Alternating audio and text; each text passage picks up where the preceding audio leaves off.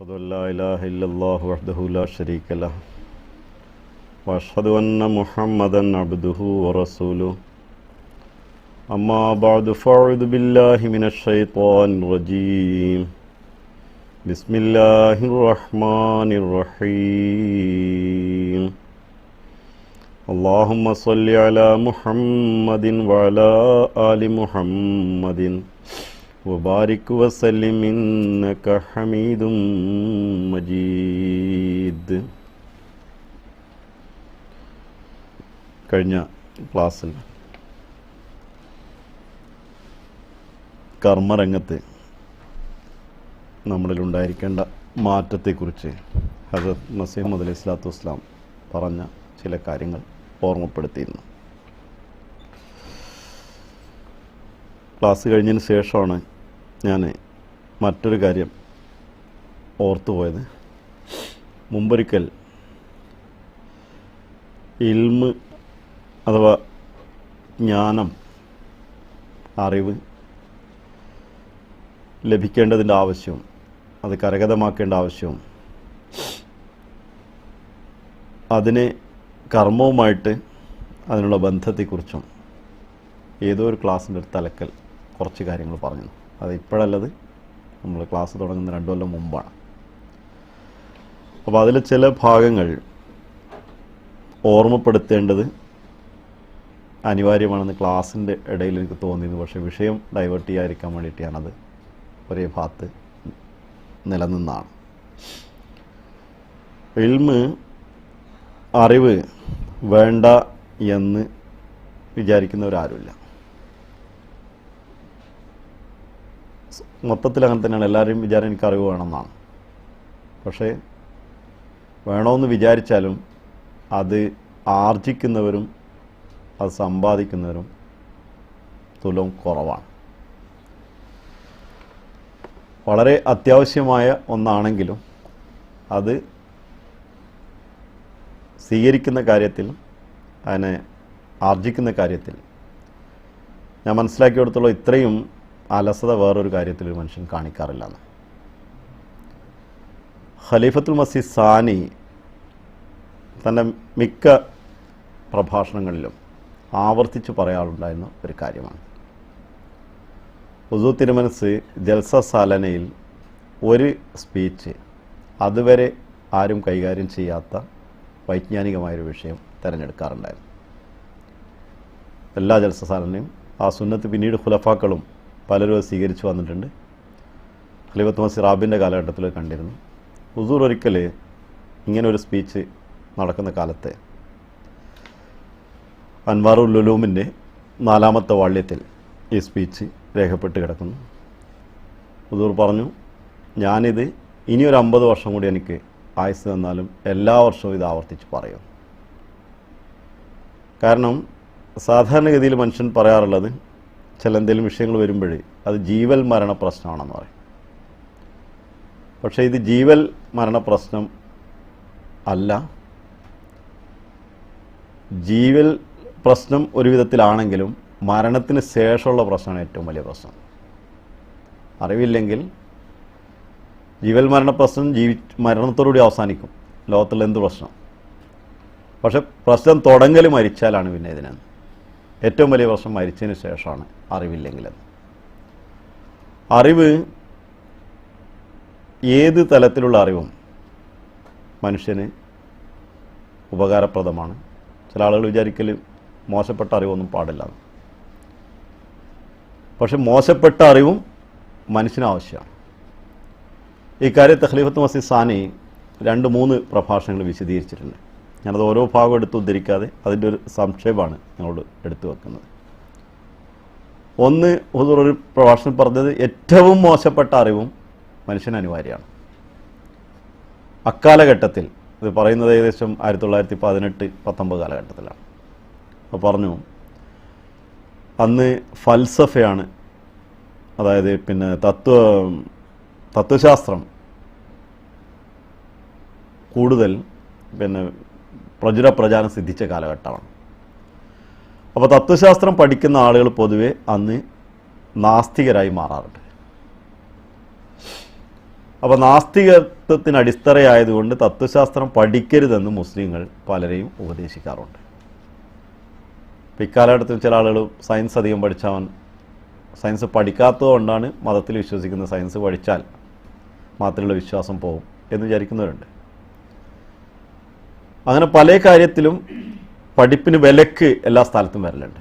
അതിന് കാരണം ചില പണ്ട് കാലത്തൊക്കെ നമ്മുടെ നാട്ടിലുള്ള സുന്നത്ത് ജമാഅത്തിന് പല ഫത്വകളിലും മലയാളം പഠിക്കാൻ പാടില്ല എന്ന് ഫത്വകളുണ്ട്.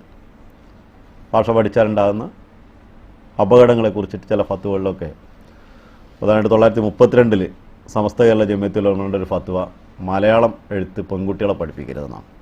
അതിന് അവർ പറയുന്ന കാരണം ഉണ്ട്, അതിപ്പോൾ എനിക്കിവിടെ പറയാൻ പറ്റില്ല, ഏതായാലും എന്ത് കാരണമാണെങ്കിലും. അപ്പോൾ അങ്ങനെ തടസ്സങ്ങൾ, അതായത് മതത്തിന് കേടാണ് അറിവ് എന്ന നിലയിൽ ചില അറിവുകളെ കേടാണെന്ന് വ്യാഖ്യാനിച്ചിട്ടുണ്ട് എന്ന് മാത്രം പറയാൻ പറ്റും. ഒരു പ്രസ്ഥാനത്തെക്കുറിച്ച് പറയാനല്ല ഞാൻ പറഞ്ഞത്. ചില പ്രത്യേക അറിവുകൾ മതത്തിന് നല്ലതല്ല. ഇപ്പം ഇന്നും ഇൻ്റർനെറ്റിലുള്ള പല അറിവുകളും നമ്മൾ കുട്ടികളെ തടഞ്ഞു വെക്കാറുണ്ട്. അത് നിങ്ങൾക്ക് കിട്ടാൻ പാടില്ല. ഇത് അപകടകരമായിട്ടുള്ള ഒരു ചിന്താഗതിയാണ്. ഏതറിവാട്ടെ, എത്ര വൃത്തികെട്ട അറിവാട്ടെ, അറിവല്ല മനുഷ്യനെ തെറ്റ് ചെയ്യിപ്പിക്കുന്നത്, ജഹാലത്ത് അറിവുകേടാണ് തെറ്റ് ചെയ്യിപ്പിക്കുന്നത്. ഫൽസഫ പഠിച്ചതുകൊണ്ട് ഒരാൾ ദഹരിയാദ് അല്ലെങ്കിൽ നാസ്തികനായി മാറും. തത്വശാസ്ത്രം പഠിച്ചാൽ ഒരാൾ നാസ്തികനായി മാറുന്നല്ല. തത്വശാസ്ത്രം പഠിച്ച ആൾ മതത്തെക്കുറിച്ച് പഠിക്കാത്തതുകൊണ്ടാണ് നാസ്തികനായിത്തീരുന്നത്. പലപ്പോഴും ഭൗതിക വിദ്യാഭ്യാസം കിട്ടിയ ആളുകൾ മതത്തിൽ നിന്ന് മാറി നിൽക്കുന്നു എന്ന ചിന്താഗതി വരാറുണ്ട്. അതിന് കാരണം ഭൗതിക വിദ്യാഭ്യാസം കിട്ടിയതല്ല, മതത്തിൻ്റെ വിദ്യാഭ്യാസം കിട്ടാതിരുന്നാണ് കാരണം. അപ്പോൾ വാസ്തവത്തിൽ അറിവുകേടാണ് മനുഷ്യന് അപകടം. അറിവ് ഏത് തലത്തിൽ, ഖലീഫത്തുൽ മസീഹ് സാനി പറയുന്ന ഏറ്റവും വൃത്തികെട്ട അറിവാണെങ്കിലും അറിവ് വേണം. എന്തിനെന്ന് വെച്ചാൽ അതിന് രക്ഷപ്പെടാനും നമ്മുടെ കയ്യിലുള്ള ഒറിജിനൽ അറിവ് എന്താണെന്ന് അറിയാനും. അറിവൊരിക്കലും ചീത്തയാകുന്നില്ല. അറിവ് പ്രവർത്തനത്തിൽ വരുമ്പോൾ പ്രവർത്തനമാണ് ചീത്തയാവാറുള്ളത്. ഒരാൾ വളരെ മോശപ്പെട്ട അറിവ്, ഇന്ന് ലോകത്ത് ഇപ്പോൾ കാണാവുന്നതിൽ ഏറ്റവും വലിയ മോശപ്പെട്ട അറിവ് ഒന്നും എടുത്ത് വിചാരിക്കട്ടെ. ആ അറിവ് ഒരാൾക്ക് കിട്ടിയെങ്കിൽ ആ അറിവിനെ അയാൾ പ്രാവർത്തികമായി കൊണ്ടുവരുമ്പോഴാണ് ആ അറിവ് അയാൾക്ക് ദോഷകരമായി തീരുന്നുള്ളൂ. അറിവെന്ന നിലയിൽ ഒരിക്കലും ദോഷകരമല്ല. അത് മോശപ്പെട്ടൊരറിവ് പ്രാവർത്തികമായി കൊണ്ടുവരാൻ കാരണം യഥാർത്ഥ അറിവില്ലാത്തതാണ്. അപ്പോൾ ജഹാലത്താണ് അതിന് കാരണം, മോശപ്പെടാനുണ്ടായ കാരണം, മോശമാനുള്ള കാരണം ജഹാലത്ത് അറിവുകേടാണ്. അപ്പോൾ അതുകൊണ്ട് ഖലീഫത്തുൽ മസീഹ് സാനി നമ്മെ ഉപദേശിക്കുന്നത് ഏത് വൈഡ് ഏരിയയിൽ എന്താകട്ടെ അറിവിനെ കിട്ടിയാൽ എടുക്കണം. സാനി ഒരിക്കൽ സ്ത്രീകളെ ഉപദേശിച്ചുകൊണ്ട്, അതിൻ്റെ ഓർമ്മ ശരിയാണെങ്കിൽ 100ൽ പരം അറിവിൻ്റെ ശാഖകൾ ഹുസൂർ പല പ്രഭാഷണങ്ങളായിട്ട് വിവരിച്ചു. ഭൗതികമായിട്ടുള്ള അറിവിൻ്റെ ശാഖകൾ, ആത്മീയമായിട്ടുള്ള അഥവാ മതപരമായ അറിവിൻ്റെ ശാഖകൾ എന്ന് 2 ഇതായിട്ട് തിരിച്ചിട്ട് മതപരമായ അറിവിനേക്കാൾ കൂടുതൽ ഭൗതികപരമായ ശാഖകളാണ് ഖലീഫത്തുൽ മസീഹ് സാനിയിൽ വിവരിച്ചത്. ഞാനൊരിക്കൽ മനസ്സിൽ കരുതിയത് അതൊന്നും നമ്മളൊന്ന് അന്ന് വിവരിച്ചതിൽ ചില കാര്യങ്ങൾ ഹുസൂർ പറയേണ്ട ഈ അറിവ് ഇപ്പോഴ് അതിൻ്റെ പ്രാഥമിക ഘട്ടത്തിലാണെന്ന് ശാസ്ത്രജ്ഞർ പറയുന്നില്ല, പക്ഷെ ഞാൻ പറയുന്നു അതിൻ്റെ പ്രാഥമിക ഘട്ടത്തിലാണ്. എന്നാൽ അടുത്ത ഒരു 10, 40, 50 വർഷം കഴിയുമ്പോൾ അതിൻ്റെ പ്രാഥമിക ഘട്ടം തുടങ്ങും. പിന്നെ കുറച്ചുകൂടെ കാലം കഴിയുമ്പോൾ അത് പ്രാക്ടിക്കൽ വശത്തിൽ വരും. അന്ന് ലോകത്തെ ഏറ്റവും പ്രധാനപ്പെട്ട ഒരു അറിവായിരിക്കും ഇത്. അതുകൊണ്ട് ഈ അറിവിനെക്കുറിച്ച് നിങ്ങൾ പഠിക്കണം എന്നാണ് ജനറ്റിക് സയൻസിനെ കുറിച്ചാണ് ഹുസൂർ പറയുന്നത്. 1922 പറയുന്നത്. അപ്പോൾ അറിവിൻ്റെ വിവിധ ശാഖകളെ ഖലീഫത്തുൽ മസീഹ് അല്ലാ കൊടുത്തിരുന്നൊരു അറിവാണത്. ശാഖകളെക്കുറിച്ച് അറിയണം എന്ന് ഹുസൂർ എപ്പോഴും നമ്മെ ഉപദേശിക്കാറുണ്ട്. എന്നാൽ ഇതേ സമയത്ത് അറിവിൽ പഠിച്ചിട്ടില്ലെങ്കിൽ മനുഷ്യന് മൃഗവുമായിട്ടുള്ള വ്യത്യാസത്തിൽ നിന്ന് പ്രത്യേകിച്ച് വ്യത്യാസങ്ങളൊന്നും ഇല്ലാത്ത 2 അറിവുകളെക്കുറിച്ച് റസൂൽ തിരുമേനി സല്ലല്ലാഹു അലൈഹി വസല്ലം പ്രത്യേകം ബോധവൽക്കരിച്ചിട്ടുണ്ട്. അതിൻ്റെ സമയത്ത് തന്നെ ചില അറിവുകളെക്കുറിച്ച് റസൂലുള്ളാഹി സ്വല്ലല്ലാഹു അലൈഹി വസല്ലം പറഞ്ഞു, പഠിച്ചിട്ടില്ലെങ്കിലും അയാൾക്ക് നഷ്ടമുണ്ടാവും. പക്ഷേ അയാൾ അത് പഠിക്കാതിരുന്നാൽ ശിക്ഷയൊന്നും ഉണ്ടാവില്ല. 2 അറിവുകൾ പഠിച്ചിട്ടില്ലെങ്കിൽ, 2 തരത്തിലുള്ള അറിവുകൾ പഠിച്ചിട്ടില്ലെങ്കിൽ അതിൻ്റെ ശിക്ഷ അയാൾ അനുഭവിക്കേണ്ടി വരും എന്ന് റസൂലുള്ളാഹി സ്വല്ലല്ലാഹു അലൈഹി വസല്ലം വ്യക്തമാക്കി പറഞ്ഞു. ഒരിക്കൽ ഒരാളെടുത്ത് കുറേ ആളുകൾ കൂടിയിട്ടുണ്ട്. റസൂൽ തിരുമേനി നടന്നു പോകുമ്പോൾ ഒരു പണ്ഡിതനാണെന്ന് അറിയപ്പെടുന്ന ഒരാളെ കൂടെ 4 ഒരുപാട് ആൾ കൂടിയിട്ടുണ്ട്. അപ്പോൾ റസൂൽ തിരുമേനി ചോദിച്ചു, എന്താണ് അവിടെ ആൾ കൂടിയിട്ടുള്ളത്? പറഞ്ഞത് വലിയൊരു അല്ലാമ, വലിയൊരു പണ്ഡിതനാണ് എന്ന് പറഞ്ഞു. അദ്ദേഹത്തിൻ്റെ പാണ്ഡിത്യം കവിതകളിലാണ്. പെട്ടെന്ന് കവിതകൾ ചൊല്ലാനും പല കവികളെക്കുറിച്ച് അദ്ദേഹത്തിന് അറിയുന്ന ഒരാളാണ്. ഭാഷാ സാഹിത്യത്തിലും നല്ല അറിവുള്ള ആളാണ് എന്ന് പറഞ്ഞു. അപ്പോൾ റസൂലുള്ളാഹി സ്വല്ലല്ലാഹു അലൈഹി വസല്ലം പറഞ്ഞു, ലാ യളുറു ജഹ്ലുഹു, ആ അറിവ് ഇല്ലെങ്കിലും, അത് അറിവുകേട്, ആ കാര്യത്തിൽ വിവരമില്ലെങ്കിലും വലിയ വിധത്തിലുള്ള ദോഷമൊന്നും വരില്ല എന്ന്.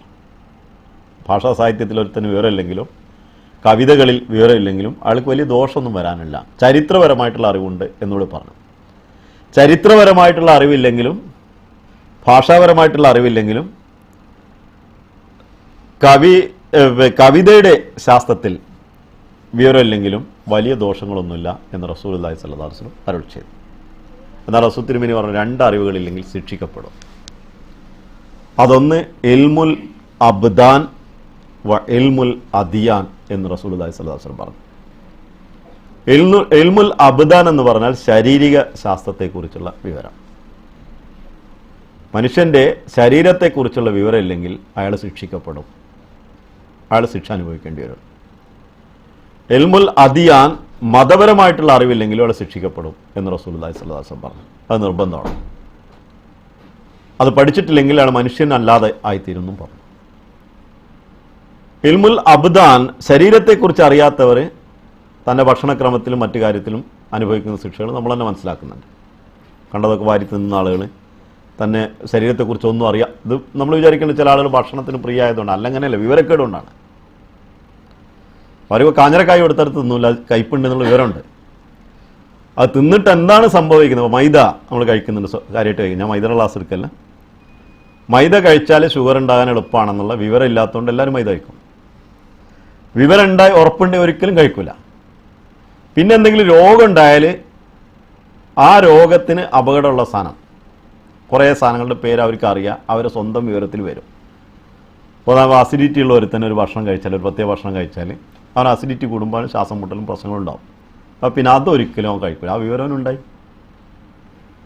അതേപോലെ വേറെ എന്തെങ്കിലും ഒരു അസുഖമുള്ള ഒരിടത്തിന്, ഇപ്പോൾ തലയുറ്റുന്ന ഒരു അസുഖമുണ്ട്, അവനെന്തെങ്കിലും പ്രശ്നമുണ്ട്, അപ്പോൾ അതിന് ഇന്ന മരുന്ന് കഴിച്ചാൽ അവന് തലയുറ്റുന്നുണ്ട്, പിന്നെ ഒരിക്കലും കഴിക്കില്ല അത്, കാരണം ആ വിവരം അവനുണ്ടായി.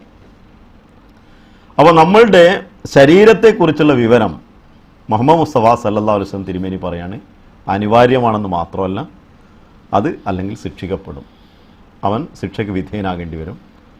പല വിധത്തിലുള്ള നഷ്ടങ്ങളല്ല, ശിക്ഷകളാണ് അനുഭവിക്കേണ്ടി വരുന്നത്. നഷ്ടം വേറുണ്ട്, ശിക്ഷ വേറെ ഉണ്ടാവും. മറ്റൊന്ന് ദീനിനെ കുറിച്ചുള്ള വിവരമാണ്. ദീനിനെ കുറിച്ചുള്ള വിവരമില്ലെങ്കിലും അവൻ ശിക്ഷയ്ക്ക് വിധേയനായിത്തീരും. അപ്പോൾ റസൂലുള്ളാഹി സ്വല്ലല്ലാഹു അലൈഹി വസല്ലം പറഞ്ഞു, തലബൽ ഇൽമു ഫരീദത്തുൻ അലാ കുല്ലി മൂമിനത്തിൻ വ മുഅ്മിനിൻ വ മുഅ്മിനത്തിൻ. മറ്റൊരു ഹദീസിൽ മുസ്ലിമു വ മുസ്ലിമത്തിൻ എന്നുണ്ടെന്ന് തോന്നുന്നു. അപ്പോൾ മുഅ്മിനായ ഒരാൾക്ക് ഇൽമ് സമ്പാദിക്കൽ ഫറളാണ്. അത് പെണ്ണായാലും ശരി, ആണായാലും ശരി. അപ്പോൾ ഫറളാണെന്ന് പറഞ്ഞാൽ ഖലീഫത്ത് സാനി വിവരിക്കുകയാണ്, എങ്ങനെ അയാൾക്ക് സക്കാത്ത് കൊടുക്കൽ ഫറളാണോ, എങ്ങനെ അയാൾ നിസ്കരിക്കൽ ഫറളാണോ, എങ്ങനെ അയാൾ നോമ്പനുഷ്ഠിക്കൽ ഫറളാണോ, എങ്ങനെ വാപ്പാനും ഉമ്മാനും നോക്കൽ ഫറളാണോ, അവനിൽ ബാക്കിയുള്ള ഫറളൊക്കെ എങ്ങനെയുണ്ടോ അതേമാതിരി ഫറളാണ്, സ്വീകരിച്ചിട്ടില്ലേ ശിക്ഷിക്കപ്പെടുന്നതാണ് റസൂലുള്ളാഹി സ്വല്ലല്ലാഹു അലൈഹി വസല്ലം പറഞ്ഞത്. അത് പാപമാണ്, ആ പാപത്തിൻ്റെ പരിണിതി അയാൾ അനുഭവിക്കേണ്ടി വരും. അതുകൊണ്ട് അറിവിനെ ഫറളല്ല, വലിയ അത്യാവശ്യമൊന്നുമില്ല എന്ന് വിചാരിക്കേണ്ട ആവശ്യമില്ല. അറിവ് നിർബന്ധമാണ്.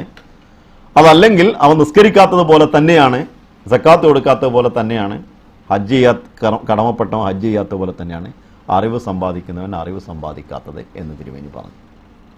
ഈ അറിവ് വാസ്തവത്തിൽ ഇൽമുൽ അബ്ദാനും ഇൽമുൽ അദിയാനുമാണ്.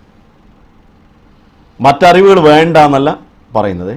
സാനി റളിയല്ലാഹു തആല വിശദീകരിക്കുന്നുണ്ട്.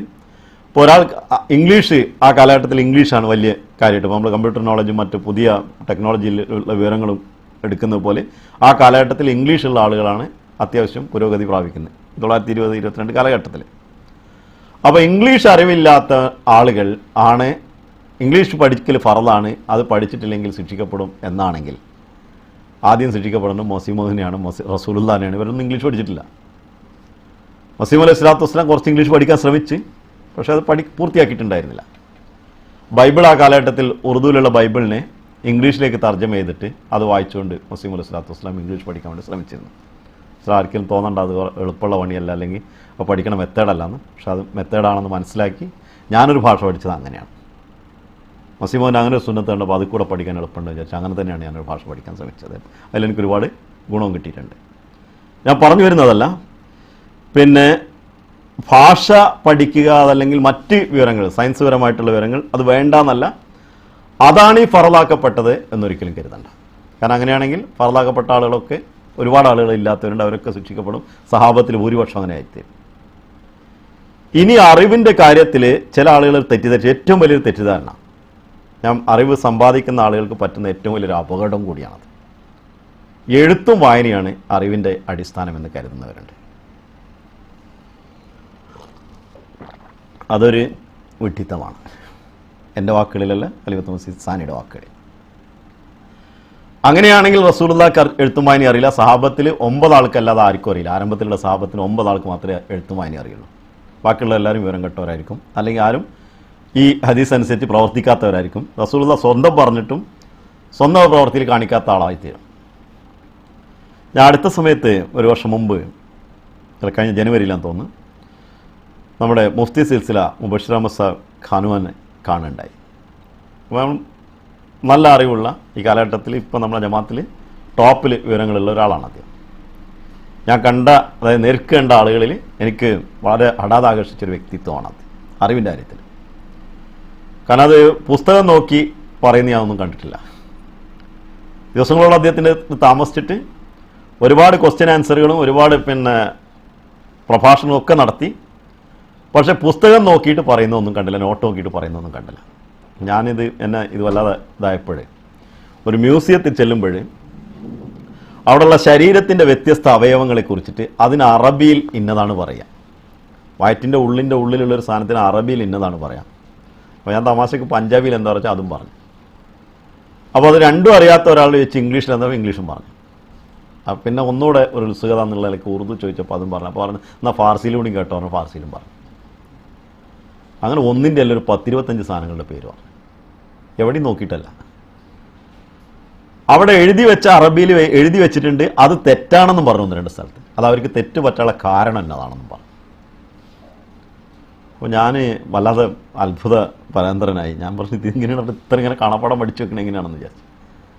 അപ്പോൾ ഞാൻ പറഞ്ഞു നിങ്ങളുടെ നോട്ട്സ് എൻ്റെ കയ്യിലുണ്ട്, പഴയൊരു നോട്ട്സ്.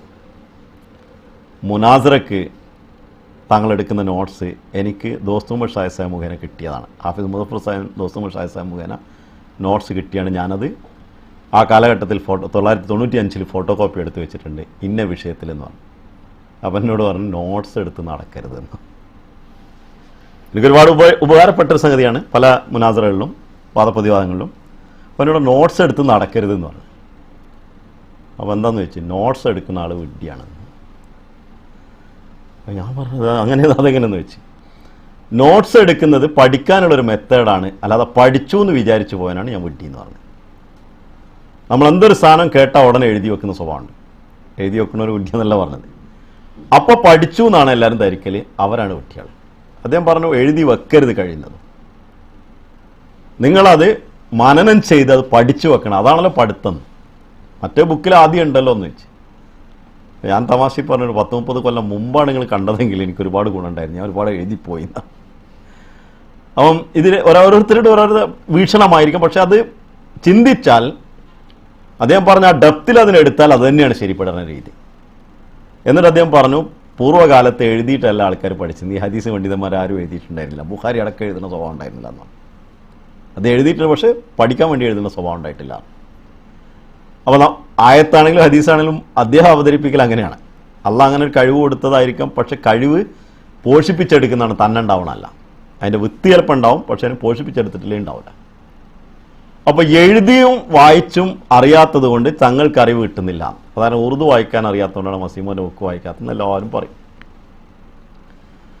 അതേപോലെ ഉറുദു അറിയാത്തതുകൊണ്ടാണ് ഖലീഫയുടെ ഖുത്ബകൾ മനസ്സിലാക്കാത്തതെന്ന് പറയും. ഖലീഫത്തുൽ മസീഹ് സാനി പറയാണ് ഇതൊരിക്കലും അറിവ് സമ്പാദിക്കുന്ന കാര്യത്തിൽ തടസ്സമല്ല. കാരണം റസൂൽ തിരുമേനി അത് ഫറലാണെന്ന് പറഞ്ഞിട്ടുണ്ടെങ്കിൽ ഫറൽ എല്ലാവരെ കൊണ്ട് എടുക്കാൻ കഴിഞ്ഞിരിക്കണം. ലോകത്ത് അറിവ് എഴുത്തും വായനയിലൂടെ വളരെ വിരളമായിട്ടുള്ള ആളുകളെ പഠിച്ചിട്ടുള്ളൂ. കേട്ടിട്ടും ചോദിച്ചറിഞ്ഞിട്ടുമാണ് ആളുകൾ പഠിച്ചത്. അതിന് ഖലീഫത്തുൽ സാനി ഉദാഹരിച്ചത് ജമാഅത്തിലെ സമുന്നത പണ്ഡിതന്മാരിൽ ഒരാളായിരുന്നു ഹാഫിസ് റോഷൻ അലി സാഹിബ്. അദ്ദേഹത്തിൻ്റെ കണ്ണ് വളരെയധികം കാഴ്ച കുറഞ്ഞ ആളായിരുന്നു. അദ്ദേഹം എഴുത്തും വായനയും അറിയാത്ത ആളാണെന്ന് പറഞ്ഞു. എനിക്ക് പെട്ടെന്ന് വായിച്ചപ്പോൾ ഒന്നുകൂടി വായിച്ചു ഞാൻ അങ്ങനെ തന്നെ ആണോ. കാരണം ഹാഫിസ് റോഷൻ അലി സാഹിബ് പറഞ്ഞ വലിയ പണ്ഡിതനാണ്. അദ്ദേഹം എഴുത്തും വായനയും അറിയാത്ത ആളെന്ന് പറയുമ്പോൾ പെട്ടെന്ന് അത് ഉൾക്കൊള്ളാൻ കഴിയുന്നില്ല. അദ്ദേഹം പഠിക്കുന്നത് ഖലീഫത്തുൽ മസീഹ് അവ്വലിനോട് പോയി ചോദിച്ചു പഠിക്കും, അല്ലെങ്കിൽ എന്താണ് ഹുസൂർ വായിക്കുന്നത് വെച്ചാൽ അടുത്ത് പോയിരുന്ന് കേൾക്കും, അല്ലെങ്കിൽ വായിപ്പിക്കുവാരെ കൊണ്ടെങ്കിലും അങ്ങനെയാണ് പഠിച്ചതെന്നാണ്. അങ്ങനെ വലിയ പണ്ഡിതനായത് മാറിയത് ഇങ്ങനെയാണെന്ന് അദ്ദേഹം ലോകത്തോട് പറഞ്ഞു. അത് വായിച്ചുകൊണ്ടിരിക്കുമ്പോൾ എനിക്കൊരു കാര്യം ഓർമ്മ. നമ്മുടെ കേരളത്തിലുണ്ടായിരുന്നൊരു മഹൽ വ്യക്തി തഫ്സീർ കബീറുകൾ വാങ്ങിക്കൊണ്ടുവരും ഖാദിയാൻ. അന്ന് അദ്ദേഹത്തിന് അറിയുന്നതാണ്. ഉറുദു ഒന്നും അറിയില്ല, ഉറുദു അക്ഷരം അറിയില്ല. എന്നിട്ട് പണി എന്താണെന്ന് വെച്ചാൽ ഉറുദു അറിയുന്ന ഏതെങ്കിലും ഒരാളെ കിട്ടിയാൽ അയാൾക്ക് എന്താണ് ജോലി എന്ന് ചോദിക്കും ആദ്യം. അപ്പം എന്നതൊക്കെയാണ് 2 ദിവസം എൻ്റെ കൂടെ താമസിക്കും ചോദിക്കും. കൂലിക്കാണെങ്കിലും മൂപ്പര് നിർത്തും. എന്നിട്ട് ഇത് വായിക്കാൻ പറയും, ബുക്ക് എടുത്ത് ഇത് വായിക്കും. ഇങ്ങനെ പറഞ്ഞ് മലയാളത്തിൽ പറഞ്ഞാൽ ഞാൻ അങ്ങനെ കേട്ടോളാം എന്ന് പറയും. അങ്ങനെ ഒരിക്കൽ എന്നോടും അത് ആവശ്യപ്പെട്ടിരുന്നു. എപ്പോഴെങ്കിലും ഒഴിവുണ്ടാകുമ്പോൾ അവിടെ വന്നിട്ട് ഇതൊന്ന് വായിച്ചു തരും വെച്ച്. ഞാൻ പറഞ്ഞത് വായിച്ചു തരാൻ അല്ലാതെ അതിനായിട്ട് വെച്ചിട്ടാണ് ഞാൻ ആരെങ്കിലും വരും ഇങ്ങനെ കിട്ടുന്ന ആളെ കൊണ്ട് വായിക്കാൻ വേണ്ടി വാങ്ങി വെച്ചിരിക്കുകയാണ്. തഫ്സീർ കബീറിൻ്റെ വാള്യങ്ങൾ കംപ്ലീറ്റ് അടുത്ത് വെച്ചിട്ടുണ്ട്. അദ്ദേഹത്തിന് ഉറുദു അറിയില്ല, പക്ഷെ ഒരുപാട് കാര്യങ്ങൾ അദ്ദേഹത്തിന് അറിയാം ഇങ്ങനെയുള്ള കാര്യത്തിൽ. അപ്പോൾ ചോദിക്കുകയും കേൾക്കുകയും ചെയ്തിട്ടും അറിവുകൾ സമ്പാദിക്കാം. പക്ഷെ അറിവ് സമ്പാദിക്കുന്ന കാര്യത്തിൽ ഒരിക്കലും ഇന്ന കാരണത്താൽ ഇല്ല എന്ന് പറയാൻ നിവൃത്തിയില്ല. ഇതാണ് ഞാൻ പറഞ്ഞതിൻ്റെ ചുരുക്കം. അറിവ് സമ്പാദിക്കേണ്ട രീതി എഴുത്തും വായനയാണ് എന്നും ആരും കരുതണ്ട. അതൊരു രീതിയാണെന്ന് മാത്രമേ, പല രീതികളിലും ഒരു രീതിയാണത്. അപ്പോൾ ഇക്കാലത്ത് വിഷ്വലായിട്ടുള്ള അറിവുകളുണ്ട്, ഒരുപാട് അറിവുകൾ എന്ന് കിട്ടുന്നുണ്ട്. നമുക്ക് ഇൻ്റർനെറ്റിലുള്ള പല പ്രോഗ്രാമുകളും കണ്ടന്റ് അറിയാം. ഒരുപക്ഷെ ഞാൻ ചിലതൊക്കെ മനസ്സിലാക്കിയെടുത്തോളം വായിക്കുന്നതിനേക്കാൾ കൂടുതൽ വ്യക്തമായിട്ട് മനസ്സിലാക്കാൻ പെട്ടെന്ന് ചെറിയ സമയം കൊണ്ട് പഠിക്കാൻ നല്ലതാണ്. അപ്പം അടുത്ത സമയത്തിൻ്റെ ഒരു എങ്ങനെയാണ് ലോകം ഉണ്ടായതെന്ന് ഒരു ബാളുരുട്ടി കാണിക്കുന്ന ഒരു പ്രോഗ്രാം കാണുന്നുണ്ടായി ഒരാൾ. അപ്പോൾ പെട്ടെന്ന് നമ്മൾ ഒരുപാട് കാര്യങ്ങൾ അതിനെക്കുറിച്ച് പഠിക്കാൻ വേണ്ടി ശ്രമിച്ചിട്ടുണ്ട്. പക്ഷേ ഇത്രയും ഈസി ആയിട്ടത് ചെറിയ കുട്ടികളാണ് പഠിപ്പിക്കുന്നത്. ഈസി ആയിട്ട് കുട്ടികൾക്ക് മനസ്സിലാക്കിക്കൊടുക്കുന്നത് എങ്ങനെ അത് ഒന്നൊന്നിൻ്റെ പിന്നിൽ ചുറ്റുന്നു. അപ്പോൾ ബിഗ് ബാങ്ക് എന്താണ് സംഭവിച്ചത്, ആ സമയത്ത് എങ്ങനെയാണ് ഇതൊക്കെ പടം ഒന്നിച്ച് ചുറ്റൽ തുടങ്ങിയെന്ന് അദ്ദേഹം വാളുരുട്ടി കാണിച്ചു കൊടുക്കുന്നത്. വളരെ നിസ്സാരമാണ്, പക്ഷെ പെട്ടെന്ന് മനസ്സിലാക്കാൻ കഴിയും. ഞാൻ ഇത്രയും പറഞ്ഞു വന്നത് അറിവ് സമ്പാദിക്കുക എന്നുള്ളത് ഫറലാണ്. അതിൽ നിന്ന് ഒഴിവായി നിന്നാൽ അവൻ ശിക്ഷിക്കപ്പെടും. മറ്റൊന്ന് സമ്പാദിക്കാനുള്ള രീതി എഴുത്തും വായന എന്നുള്ളത് വിചാരിക്കേണ്ട, അതൊരു രീതിയാണ്. എടുത്ത് പിന്നീട് പഠിക്കാൻ വേണ്ടി എഴുതി വെക്കുന്നത് നല്ല തന്നെയാണ്. അല്ല, പഠിക്കാനായിട്ട് കുറേ പ്രാവശ്യം എഴുതുകയാണെങ്കിൽ നമ്മുടെ പല അവയവങ്ങൾ അതിൽ പങ്കെടുക്കുന്നതുകൊണ്ട്, ഇപ്പോൾ കണ്ണും കൈയും എല്ലാം ഒരുമിച്ച് പങ്കെടുക്കുന്നതുകൊണ്ട് ഒരു പക്ഷേ കൂടുതൽ എഴുത്ത് പറയും കൂടിയാണെങ്കിൽ വായും ചെവിയും കൂടി അതിൽ പങ്കെടുക്കുന്നതുകൊണ്ട് കൂടുതൽ എളുപ്പം പഠിക്കാൻ എളുപ്പമാവും. ഇതൊക്കെ കാര്യങ്ങളാണെങ്കിലും പക്ഷേ കേട്ട് പഠിക്കുന്നതിൽ യാതൊരു അപകടമില്ല. അതാണ് അധികപക്ഷം ആളുകളും പൂർവ്വകാലത്ത് അനുവർത്തിച്ചു വന്ന നയം. അപ്പോൾ ഇനി സ്കൂൾക്കും പറഞ്ഞേക്കണം ഇത് വെച്ചിട്ട് പ്രമാണാക്കാൻ പോരുത്. ഞാൻ പറഞ്ഞു വന്നത് ഇതൊരു രീതിയാണ്. അല്ലെങ്കിൽ സാനി പറഞ്ഞ കാര്യം ഷെയർ ചെയ്തതെന്നുള്ളൂ. മനുഷ്യന് കിട്ടിയ കാര്യങ്ങളിൽ ഏറ്റവും പ്രധാനമായിട്ടുള്ള നിഅമത്ത് ആദ്യം അല്ലാഹു കൊടുത്തത് അറിവാണെന്ന് ഖുർആൻ പറയുന്നുണ്ട്. ഖലഖൽ ഇൻസാൻ അല്ലമഹുൽ ബയാൻ. മനുഷ്യനെ പടച്ചു, അവന് ബയാൻ പഠിപ്പിച്ചു, അവൻ അറിവ് പഠിപ്പിച്ചു. മറ്റൊരിടത്ത് ആദമിൻ്റെ സൃഷ്ടിപ്പിനെ പറഞ്ഞു വല്ലം ആദമല്ല അസ്മ. ആദമിന് ആദ്യം പഠിപ്പിച്ചത് അസ്മാണ്, വിവരമാണ് പഠിപ്പിച്ചു കൊടുത്തത്, അറിവാണ് പഠിപ്പിച്ചു കൊടുത്തത്. ഖുർആനും അതിനെ വ്യക്തമായിട്ട് എടുത്തു പറഞ്ഞ് തുടക്കം മുതലേ അല്ലമൽ ഇൻസാന മാലം യാലം, മനുഷ്യന് വിവരമില്ലാത്ത പഠിപ്പിച്ച് ആദ്യത്തെ ആയത്ത് ഇറങ്ങിയത് ഇഖ്റ ബിസ്മില്ല ഇറങ്ങുന്നത് തന്നെ അല്ലമൽ ഇൻസാന മാലം യാലം, മനുഷ്യൻ പഠിപ്പിക്കപ്പെട്ടു, അവന് പഠിപ്പിച്ചു കൊടുത്തു, അവൻ അറിയാത്തെന്നോ. അപ്പോൾ അറിവ് എന്നുള്ളത് അള്ളാഹ് ആദ്യം തുടങ്ങിയതാണ്. അത് നമ്മൾ പുറത്തു പോകുമ്പോൾ ആദ്യമായിട്ട് തന്ന സാധനം 1-ാം ക്ലാസ് ഇല്ലാത്തവനാണ് പിന്നെ 10-ാം ക്ലാസ്സിലെ കാര്യം സംസാരിച്ചുകൊണ്ടിരിക്കുന്നത്. ഞാൻ ഇത്രയും പറഞ്ഞത് എന്തിനാണെന്ന് വെച്ചാൽ എല്ലാ പ്രശ്നങ്ങൾക്കും കാരണം തന്നെയാണ്. കർമ്മരംഗത്ത്, സ്വഭാവരംഗത്ത്, കർമ്മരംഗത്ത്, റുഹാനിയ രംഗത്ത് 3 കാര്യങ്ങളാണ് കഴിഞ്ഞാണ് നമ്മൾ സംസാരിച്ചത്. ഒന്ന്, മനുഷ്യന് പുരോഗതി ഉണ്ടാകേണ്ടത് അവൻ്റെ ആത്മീയ ലോകത്താണ്. ആത്മീയമായിട്ടുള്ള അവന് പുരോഗതി വേണം. രണ്ടാമത്തത് അവൻ അഖ്ലാഖിയായിട്ട് അവൻ്റെ സ്വഭാവങ്ങൾ, ഉത്കൃഷ്ട സ്വഭാവങ്ങളിൽ അവന് പുരോഗതി വേണം. സ്വഭാവം തന്നാൽ എത്ര എന്തുണ്ടായിട്ട് കാര്യമല്ല. മൂന്നാമത് അവന് മാധ്യമായിട്ട് അവൻ്റെ ഭൗതികമായിട്ടുള്ള പുരോഗതിയാണ്, സമ്പത്തിലും മറ്റുള്ള സ്വാധീനത്തിലും മറ്റു കാര്യത്തിലും അവന് പുരോഗതിയാണ്. പക്ഷേ ഇതിൻ്റെയൊക്കെ അടിത്തറ അറിവാണ്. സ്വഭാവം എങ്ങനെ രൂപീകരിക്കുന്നു എന്നവൻ അറിയണം. തൻ്റെ സ്വഭാവം എന്താണെന്ന് അവൻ അറിയണം. അതിനാണ് അളക്കാനുള്ള അളവ് പോലും അവന് വിവരം പഠിക്കുമ്പോഴേ കിട്ടുള്ളൂ. ഇപ്പോൾ പല ആളുകളും നല്ല ഒച്ച വെച്ചാൽ തനിക്ക് അവിടെ തൻ്റെ ഒരു പ്രതാപം നിലനിർത്താമെന്ന് വിചാരിക്കണ്ടേ.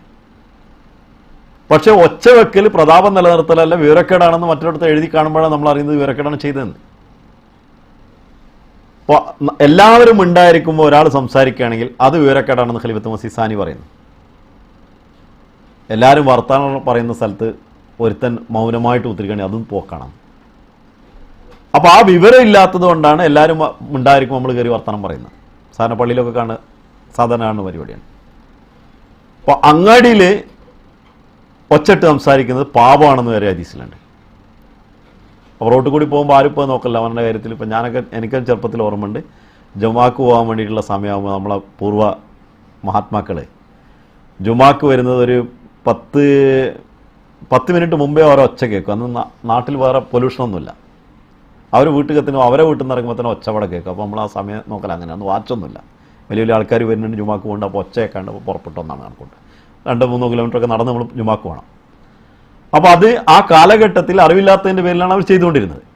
അപ്പോൾ ഒച്ചയിടൽ ജഹാലത്തിൻ്റെ ലക്ഷണമാണെന്ന് പറഞ്ഞെങ്കിൽ ആ ജഹാലത്ത് നമുക്ക് കാണാനുണ്ട്, ലൈഫിൽ നമുക്ക് കാണാനുണ്ട് അത്ര ആളുകളിൽ.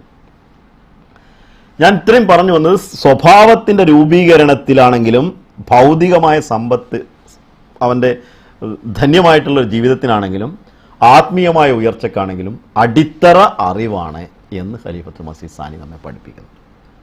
അതിന് ജീവിതത്തിൽ നല്ലൊരു ഭാഗം സമയം, ജീവിതത്തിൻ്റെ നല്ലൊരു സമ്പാദ്യം അതിനുവേണ്ടി ഒതുക്കി വെച്ചിട്ടില്ലെങ്കിൽ അവൻ ഈ ലോകത്ത് വെച്ചും പരലോകത്ത് വെച്ചും ശിക്ഷിക്കപ്പെടും എന്നും ഖലീഫത്തുൽ സാനി ഖുർആൻ്റെ ആയത്ത് ഉദ്ധരിച്ചുകൊണ്ട് നമ്മോട് പറയുന്നു. അത് നമുക്ക് മാത്രമല്ല നമ്മുടെ മക്കൾക്കും. ചില ആൾക്കാർക്ക് ഒരു ചിന്ത ഉണ്ട്, നമ്മളോ പഠിച്ചിട്ടില്ല മക്കളേലും പഠിക്കട്ടെ എന്നറിയാം. നല്ല ചിന്തയാണ്. പക്ഷേ നമ്മളോ പഠിച്ചിട്ടില്ല അത് പഠിക്കട്ടെ, നമ്മളും പഠിക്കാം മക്കളും പഠിക്കാമെന്ന് വിചാരിച്ച പോരെ. നമ്മളവിടെ നിന്ന് മാറ്റി നിർത്തേണ്ട ആവശ്യമില്ലല്ലോ. അപ്പോൾ മക്കൾ നന്നായിക്കോട്ടെ, നമ്മൾ താൻ ചത്തിട്ട് മീൻ പിടിച്ചിട്ട് വേറെ തിന്നാനെന്ന് സാധാരണ ചോദ്യമുണ്ട്. അപ്പോൾ താൻ ഒഴിവായിക്കൊണ്ട് എന്ത് വേണം, മക്കളും പഠിക്കണം നമ്മളും പഠിക്കണം, രണ്ടു വിധത്തിലും പോകണം. ഇക്കാര്യത്തിൽ എങ്ങനെയാണ് അറിവെന്താണെന്നും അറിവ് എങ്ങനെയാണ് സ്വീകരിക്കുക എന്നും മസീഹ് അലൈഹി സ്വലാത്തു വസ്സലാം പറഞ്ഞതിൻ്റെ അടിസ്ഥാനത്തിൽ ഖലീഫത്തുൽ മസീഹ് സാനി വെച്ചിട്ടുള്ള ചില കാര്യങ്ങൾ വെച്ച് നമുക്ക് കർമ്മത്തിലേക്ക് കയറാം. അറിവ് ആദ്യം എന്താണെന്ന് മസീഹ് അലൈഹി സ്വലാത്തു വസ്സലാമിൻ്റെ നിർവചനം ഇപ്രകാരമാണ്. മസീഹ് അലൈഹി സ്വലാത്തു വസ്സലാം പറയാണ്, ലഘുവിയായിട്ട്, അതായത് ഭാഷാപരമായിട്ട് ഏതെങ്കിലും ഒരു വസ്തുവിൻ്റെ ഹഖീഖത്ത്, അതിൻ്റെ യാഥാർത്ഥ്യം എന്തെന്ന് മനസ്സിലാക്കുന്നതിന് അറിവെന്ന് പറയുന്നു. പക്ഷേ മസീഹ് അതിനെ ഒരൊറ്റ വാക്ക്, ഞാനിതിനെക്കുറിച്ച് അറിവിനെക്കുറിച്ചുള്ള നിർവചനങ്ങൾ നമ്മൾ കുറേ പഠിച്ചിട്ടുണ്ട്. മന്തിക്കോ പഠിക്കുന്ന കാലത്ത്, ലോജിക്ക് പഠിക്കുന്ന സമയത്ത് അറിവിന് 5 നിർവചനം പഠിക്കാറുണ്ട്. എന്നിട്ട് 5 ഏതാണെന്ന് പിന്നെ തീരുമാനിച്ചാൽ ടീച്ചറോട് ചോദിച്ചപ്പോൾ അത് നിങ്ങളെന്നെ തീരുമാനിച്ചെന്ന് പറഞ്ഞു. കാരണം 5 വിധത്തിലാണ് പറയുന്നത്. ഇപ്പോൾ ഒരു ആടിനെ കണ്ടാൽ ആ ആടിനെ നമ്മൾ കണ്ടത് വേറൊരാളോട് പറയാൻ കഴിഞ്ഞാൽ, കറുത്തതാണ് വെളുത്താണ് ഇന്ന പാടുണ്ടെന്ന് പറയാൻ കഴിഞ്ഞാൽ അതാണ് അറിവെന്നത്. അല്ല, ആടിനെ കണ്ടതാണ് അറിവെന്ന്.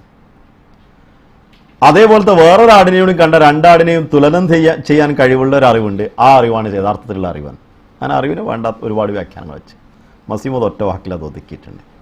ബറാഹിനെ അഹമ്മദിയ റുഹാനി ഖസായിൻ്റെ 1-ാം വാള്യത്തിൽ 295-ാമത്തെ പേജിൽ അതിൻ്റെ ഹാഷയിൽ മസീഹ് അലൈഹി സ്വലാത്തു വസ്സലാം പറയണം, ഖുർആൻ के उर्फ में इल्म उस चीज़ का नाम है जो वाकई और जो ഖത്ഈ और യഖീനി हो. നിശ്ചിതാർത്ഥകമായിട്ടും തികച്ചും നിർവചിക്കാൻ സാധിക്കുന്നതുമായിട്ടുള്ള, അതിൻ്റെ അപ്പുറം വേറൊന്നുമില്ല എന്നത് എന്താണോ അതാണ് ഖുർആൻ്റെ നിർവചനപ്രകാരം അറിവ് എന്ന് പറയുന്നത്. നോളജ് എന്ന് പറയുന്നതാണ്. തികച്ചും സത്യമായിരിക്കണം, അത് നിശ്ചിതാർത്ഥകമായിരിക്കണം, അതിൽ പിന്നെ വേറെ സന്ദേഹങ്ങളൊന്നും ബാക്കി ഉണ്ടാവാത്ത വിധത്തിലായിരിക്കണം. അതിനെയാണ് അറിവെന്ന് പറയുന്നത്. മസീഹ് മറ്റൊരിടത്ത് പറഞ്ഞ് ഖവാസുൽ അഷ്യ എന്നതാണ് അറിവ് എന്ന് പറഞ്ഞു. അതായത് ഒരു വസ്തുവിൻ്റെ തനിത്തന്മ എന്താണോ അത് അതിനെക്കുറിച്ചുള്ള അറിവാണ്. ഇപ്പോൾ കാഞ്ഞിരം കയ്പുള്ളതാണെന്നുള്ള അറിവ് അതിനെക്കുറിച്ചുള്ള അറിവാണ്. ശർക്കര മധുരമുള്ളതാണെന്ന് അതിനെക്കുറിച്ചുള്ള അതിൻ്റെ ഹാസ്യത്തിനെ കുറിച്ചുള്ള അറിവാണ്. പക്ഷേ ഈ അറിവ് എവിടെയും പൂർത്തിയാവില്ല. ഹാസ്യത്ത് അതിൻ്റെ തനിത്തന്മയുടെ അറിവ് പിന്നെ അതിരുകളില്ല. അള്ളാഹു സൃഷ്ടിച്ച ഒന്നിനും അതിരുകളില്ല. അത് നമ്മൾ എത്ര തന്നെ പുരോഗമിച്ചു പോയാലും അത് വന്നുകൊണ്ടിരിക്കും. അത് അള്ളാഹു വന്നിട്ടുള്ള എല്ലാ സംഗതികളും അങ്ങനെ തന്നെയാണ്. അതിന് മസീഹ് മൗഊദ് അലൈഹി സ്വലാത്തു വസ്സലാം ഈ അറിവിനെ കുറിച്ച് തന്നെ വിവരിക്കും പറയുന്നത് ഹഖീഖിലും वो है जो अल्लाह ताला महज अपने फजल से अता करता है. ഇനിയിപ്പോൾ അറിവ് സമ്പാദിക്കുന്നതിനെ കുറിച്ച് ഞാൻ പറഞ്ഞു, മനുഷ്യൻ കഷ്ടപ്പെടണം. കഷ്ടപ്പെടുന്നതിൻ്റെ കൂടെ തന്നെ മസീഹ് മൗഊദ് പറയാണ് അള്ളാഹു തൻ്റെ ഫദ്ല് കൊണ്ട് സ്വയം നൽകുന്ന അറിവാണ് യഥാർത്ഥത്തിലുള്ള അറിവ്. അപ്പോൾ നമ്മൾ എത്ര തന്നെ പഠിച്ചാലും ചില സമയത്ത് പഠിക്കാൻ മൂടുണ്ടാവില്ല, ചിലപ്പോൾ പഠിച്ചാൽ മനസ്സിലാവില്ല, തലക്കറിലൊക്കെ പറയലുണ്ട്. നമ്മൾ കുട്ടികളെ പഠിപ്പിക്കേണ്ട ചെറിയ കുട്ടികൾക്ക് നമ്മൾ പറഞ്ഞു കൊടുക്കേണ്ട സംഗതി ഇതാണ്. പഠിക്കുക എന്നുള്ളത് നിങ്ങളുടെ കടമയാണെങ്കിലും അത് തലയിൽ കയറുക എന്നുള്ളത് അള്ളാൻ്റെ ഫദ്ലാണ്. നമ്മൾ പലപ്പോഴും പല കാര്യങ്ങളും, ഞാൻ ജാമ്യയിൽ പഠിക്കുന്ന സമയത്ത് എപ്പോഴും എനിക്ക് തികച്ചും അള്ളാനെ കാണാൻ പറ്റിയൊരു മാർഗ്ഗമാണ് ഇന്നത്. ഉറുദു അതിൽ ടഫായിട്ടുള്ള ബുക്കുകൾ, അറബി അതേപോലെ ടഫുള്ള ബുക്കുകൾ വായിച്ചാൽ ഒരുവിധത്തിലും മനസ്സിലാകാത്ത വിധത്തിലുള്ള തത്വശാസ്ത്രങ്ങളും അതേപോലെ തന്നെ പിന്നെ തർക്കശാസ്ത്രങ്ങളും അടങ്ങിയിട്ടുള്ള ബുക്കുകൾ. പക്ഷേ അതിശക്തമായി ദുആ ചെയ്യുമ്പോൾ അത് നമുക്ക് മനസ്സിലാവും. അതിൻ്റെ അനുഭവങ്ങൾ മിക്കവാറും നിത്യേന നമ്മൾ അനുഭവിച്ചുകൊണ്ടിരിക്കും. അതെങ്ങനെയൊക്കെയാണ് മനസ്സിലാക്കിയെന്ന് പറയാൻ പറ്റിയ സ്ഥലമല്ല അത്. അത്രയും വിപുലമാണ് ആ ലോകം. ഏതുവരെ എന്ന് വെച്ചാൽ നമ്മളൊരു കാര്യത്തെക്കുറിച്ച് ഇന്ന ആളോട് നമുക്ക് ചർച്ച ചെയ്യാമായിരുന്നു എന്ന് വിചാരിച്ചിട്ട് സങ്കടപ്പെടുന്ന സമയത്ത് മയക്കം വന്ന് അയാൾ സ്വപ്നത്തിൽ വന്ന് പഠിപ്പിക്കുന്ന സംഭവങ്ങളും സാധാരണക്കാരനായ നമ്മളെപ്പോലുള്ള ആളുകൾക്ക് ഉണ്ടാവും. അത് അള്ളാൻ്റെ ഫദ്ലാണ്. ഒരാൾ അറിവിലേക്ക് ഇറങ്ങുമ്പോൾ അള്ളാഹ് കൊടുക്കുന്ന ഫദ്ലാണ്. അതറങ്ങാതെ കിട്ടുന്ന സംഗതിയല്ല. നമ്മളുടെ മെഹനത്ത്, നമ്മുടെ അധ്വാനത്തിൻ്റെ പരമാവധി, രക്തത്തിൻ്റെ അവസാനത്തെ തുള്ളി വരെ എന്ന് പറയല്ലോ, എണീറ്റിരിക്കാൻ കഴിയുന്നതിൻ്റെ പരമാവധി നമ്മൾ ഇരുന്ന്, ഉറക്കാട്ടെ കഷ്ടമാട്ടെ ബുദ്ധിമുട്ടാട്ടെ, പരമാവധി ഇരുന്ന് അധ്വാനിക്കുമ്പോൾ അവിടെ വെച്ച് അള്ളാഹുവിൻ്റെ ഫദ്ല് വഴിഞ്ഞിറങ്ങും. അതിനെക്കുറിച്ചുള്ള വിവരം അള്ളാഹു, ഇതാണ് ഒറിജിനൽ അറിവ്. അതൊരിക്കലും പോവില്ല. ഇത് എഴുതി വെക്കും മറക്കണം, പ്രശ്നം വരില്ല. ഇതിൻ്റെ മറ്റൊരു വശം സനുഖരിയുക ഫലാ തൻസ, നാം നിനക്ക് പഠിപ്പിച്ചു തരുന്നത് നീ ഒരിക്കലും മറക്കൂല. അറിവിൻ്റെ ഒരു രംഗം മസീഹ് അലൈഹി സ്വലാത്തു വസ്സലാം നമ്മൾ പഠിപ്പിക്കുന്നത്, അത് അറിയാത്തത് കൊണ്ടാണ് പലപ്പോഴും നമ്മുടെ പഠിത്തം അവതാളത്തിലാകുന്നത്. ഭൗതികമായ അറിവാകട്ടെ ആത്മീയമായ അറിവാകട്ടെ, അതിന് നമ്മൾ ചെയ്യേണ്ട മുഴുവൻ കടമകളും നിറവേറ്റാനുള്ള അങ്ങേയറ്റത്തെ അധ്വാനിച്ചു കഴിഞ്ഞ് അള്ളാഹനെ അർപ്പിക്കുമ്പോൾ അവിടുന്ന് അങ്ങോട്ട് അള്ളാഹ് പഠിപ്പിച്ചു തരുന്ന സനൂഖരിയുക ഫലാ തൻസ, ഞാൻ നിനക്ക് വായിച്ചു തരും, ഞാൻ നിന്നെ പഠിപ്പിച്ചു തരും, നീ ഒരിക്കലും മറക്കൂല. മറക്കേണ്ടത് മറപ്പിച്ചാളെ. അതും അള്ളാഹ് പറയും ഇല്ല മാഷാ അള്ളാഹ്. അള്ളാഹ് ഇച്ഛിക്കുന്ന സാധനം അള്ളാഹ് മറപ്പിച്ചാൽ ചിലത് മറക്കായിരുന്ന പ്രശ്നമായിരിക്കും. ചില അറിവുകൾ, അതിരൂഢമൂലമായിട്ടുള്ള അറിവുകൾ നമ്മൾ മറന്നതിന് ശേഷമാണ് മറ്റൊരു അറിവ് നമുക്ക് കയറി കിട്ടില്ല. ഇതിന് ഏതെല്ലാം തലത്തിലാണ് അള്ളാഹ് സഹായിക്കുന്നത് എന്ന് നമുക്കൊരിക്കലും അത് ഒരു നിർവചിക്കുവാനോ പ്രതീക്ഷിക്കുവാൻ പോലും സാധ്യമല്ലാത്ത വിധത്തിലുള്ള, ഒരിക്കലും നമ്മുടെ പ്രതീക്ഷകളൊന്നും ഉണ്ടാവില്ല. വേറെ എവിടെ നിന്നൊക്കെയാണ് ആ സാധനങ്ങൾ വന്നു വീഴുക. അത് അത്തരത്തിലുള്ള പണ്ഡിതന്മാരായിട്ട് നമുക്ക് കണ്ടുമുട്ടാനുള്ള ഭാഗ്യങ്ങൾ ലഭിക്കുക. അങ്ങനെ കിട്ടാത്ത സ്ഥലത്ത് അള്ളാഹ് നേരിട്ട് അവനെ മാർഗദർശനം നൽകുക. അറിയാത്ത സ്ഥലത്ത് അവന് പുസ്തകങ്ങൾ എത്തിച്ചു കൊടുക്കുക. ഒരിക്കലും ഒരു തരത്തിലും അറിയാത്ത ചില പ്രകൃതിയിലുള്ള പ്രതിഭാസങ്ങൾ, ചില അറിവുകളാണ് പഠിപ്പിക്കുക. ചില കാര്യങ്ങൾ ആരോ എവിടുന്നോ പറയുന്നത് കാറ്റിൽ കേൾക്കുന്ന പോലെ കേൾക്കുക. ചിലപ്പോൾ എന്തെങ്കിലും ഒരു ഫിലിം കണ്ടിൻ്റെ മുമ്പ് കൂടെ ഓടിപ്പോവുക, അതിന് കിട്ടുന്ന അറിവുകൾ. ഇങ്ങനെ അറിവിൻ്റെ മണ്ഡലം അള്ളാഹു ഫദ്ല് കൊണ്ട് നൽകുന്നതെന്ന് മസീഹ് മൗഊദ് പറഞ്ഞത് അറിവിൻ്റെ യഥാർത്ഥ സ്രോതസ്സാണ് എന്ന് നമ്മൾ മനസ്സിലാക്കുകയും അതിന് അറിവിൻ്റെ കൂടെ റൂഹാനിയത്തും കൂടി സമ്മിശ്രമായി, റൂഹാനിയത്ത് ചേരാത്ത അറിവാണ് ബുദ്ധിമുട്ടുണ്ടാകുന്ന അറിവ്. ഞാൻ പിന്നീട് അറിവിനെ കുറിച്ച് പറയുമ്പോൾ പറയാം. അപ്പോൾ അത് മസീഹ് അലൈഹി സ്വലാത്തു വസ്സലാം പറഞ്ഞ ഇങ്ങനെയാണ്, ഹഖീഖി ഇൽം, യഥാർത്ഥത്തിലുള്ള അറിവ്, വോ ഹെ ജോ അല്ലാഹ് തആല മഹസ് അപ്നെ ഫസ്ൽ സെ അതാ കർത്താ ഹൈ, അതാണ് അള്ളാഹു തൻ്റെ ഫദ്ല് കൊണ്ട് തൻ്റെ അനുഗ്രഹം. ഫദ്ൽ എന്ന് പറഞ്ഞാൽ ഇപ്പോൾ ഈ കപ്പിൽ നിറച്ച് വെള്ളം ഒഴിച്ചിട്ട് അതിന് ഒഴുകണമെന്നതിന് ഫദ്ൽ എന്ന് പറയും. അതിലുള്ളതിനെ ഫദ്ൽ അറിയില്ല. അതായത് നമുക്ക് ആവശ്യമുള്ളതിനേക്കാൾ ഉപരിയായിട്ട് അള്ളാഹു തരുന്നതിനാണ് ഫദ്ൽ എന്ന് പറയുന്നത്. മൗലി ഫാദിലൊക്കെ അങ്ങനെയാണ് ആ വാക്ക് വന്നിട്ടുള്ളത്. മൗലി ഫാദിൽ പഠിച്ചവൻ അങ്ങനെയാണെന്നല്ല ഞാൻ പറയുന്നത്, ആ വാക്ക് അങ്ങനെയാണ് വന്നത്. ഫദ്ൽ പറഞ്ഞാൽ വഴിഞ്ഞൊഴുകുന്നത്. ദാലിക ഫദ്ലുല്ലാഹി യുതി മൻ യശാ, അത് അള്ളാഹുവിൻ്റെ ഫദ്ലാണ്, ഇഷ്ടപ്പെട്ടവനവന് കൊടുക്കും എന്ന് പറഞ്ഞു. അള്ളാഹു ഇന്നൽ ഫദ്ല ബിയദില്ല, ഫദ്ൽ അള്ളാഹുവിൻ്റെ കരങ്ങളിലാണ്, യുതി മൻ യശാ, അവൻ ഇഷ്ടപ്പെട്ടവനാണ് കൊടുക്കുക. അതൊരിക്കലും വേറെ ആർക്കും കിട്ടാൻ പറ്റുന്നില്ല, അള്ളാഹ് തന്നെ കൊടുക്കണം. അതാണ് യഥാർത്ഥ ഇൽമെന്ന്. ഈ ഇൽം അല്ലാഹ് തആല की मारिफत का जरिया होता है. ഇത് അള്ളാഹുവിനെ കുറിച്ച് തിരിച്ചറിയാനുള്ള, അള്ളാഹുവിനെ കുറിച്ചുള്ള മാരിഫത്ത്, അള്ളാഹുവിനെ കുറിച്ചുള്ള ജ്ഞാനത്തിനുള്ള മാർഗമായി തീരുന്നു. അങ്ങനെ ഞാൻ ഒരിക്കൽ എൻ്റെ ഉപ്പ പറയുന്നത് കേട്ടിട്ടുണ്ട്. ഒരു അഹമ്മദിയായ ഉടനെ ഒരു സംവാദത്തിൽ ഏർപ്പെടേണ്ടി വന്നു ഒരു മുസ്ലിയാരുമായിട്ട്. അപ്പോൾ ഉപ്പ പറയുന്നത്, എനിക്ക് അന്ന് ഒന്നും അറിയില്ല, ഖത്തമുൻ നുബുവത്തിനെ കുറിച്ച് എന്താണ് പറയേണ്ടത്, നാളെ ചർച്ച ചെയ്യുമ്പോൾ എന്ത് ചെയ്യുമെന്ന് എനിക്കറിയില്ല. പഴയങ്ങാടി പോയിട്ടാണ് വലിയ മൗലവിനെ കാണാൻ പറ്റുള്ളൂ, വലിയ മൗലവിനെ ചോദിക്കാൻ പറ്റും, വേറെ ആരും ഇല്ല എന്നാണ്. പക്ഷെ പഴയങ്ങാടി പോയി വരാനുള്ള ബസ്സിന് പൈസയില്ല, ഞാൻ ഉണ്ടെങ്കിൽ തന്നെ പോകാനുള്ള സമയമല്ല. അപ്പോൾ അങ്ങനെ വളരെ സങ്കടപ്പെട്ട്, റബ്ബേ ഞാൻ എന്താ ചെയ്യുക എനിക്കെന്ന് ചോദിച്ചു. അറിയാതെ ഉറങ്ങിപ്പോയി. ഉറങ്ങിക്കഴിയുമ്പോൾ വലിയ മൗലവി വന്ന് പ്രസംഗിക്കണം, ഖത്തമുൻ നുബുവത്തിനെ കുറിച്ച് പബ്ലിക്കിൽ പ്രസംഗിക്കുന്നത്. ഉപ്പ അതെടുത്തിട്ട് നോട്ട്സ് എഴുതിയെടുത്ത്. പക്ഷേ ഉറക്കത്തിലല്ല എഴുതിയിരിക്കണ ഉണർന്നിരുന്നിട്ടാണ്. സ്വപ്നം കണ്ടതാണ്, പക്ഷേ എഴുതിയത് ഉറക്കത്തിലല്ല, ഇരുന്ന് എഴുതി വെച്ചിക്കണ്. ശരിക്കും കൈകൊണ്ട് തന്നെ നേരെ എഴുതി വെച്ചിട്ടുണ്ട്. ഉറക്കത്തിന് എഴുതിയ കടലാസ് അങ്ങനെ കയ്യിൽ വന്നു വെച്ചാൽ അന്തം വിട്ടുപോയി. വളരെ 1-2 വാക്കുകളുള്ളൂ, പക്ഷേ അത് എഴുതി വെച്ചിട്ടുണ്ട് കയ്യിൽ. കടലാസും ഇതൊക്കെ എങ്ങനെ കയ്യിലെത്തി എന്നുള്ളതൊന്നും അറിയില്ല. അപ്പോൾ അറിവിൻ്റെ രംഗങ്ങൾ നമ്മൾ കഷ്ടപ്പെടുമ്പോൾ ആ ഭാഗത്ത് അത് നേരിട്ടിറങ്ങും. ഖലീഫത്തുൽ മസീഹ് ബൈഅത്ത് ചെയ്ത സമയത്തിന് ഒരിക്കൽ എന്നോട് പറഞ്ഞ്, നിസ്കരിക്കുന്ന കാര്യത്തിൽ ഷാഫി ഫിഖ് അനുസരിച്ച് നടക്കുന്ന മുസ്ലിയാരാണ്. അപ്പോൾ സ്വാഭാവികമായി നിസ്കാരത്തിൽ കാലം അങ്ങോട്ടും ഇങ്ങോട്ടും ഒക്കെ ആകുമ്പോൾ സങ്കടം വരും.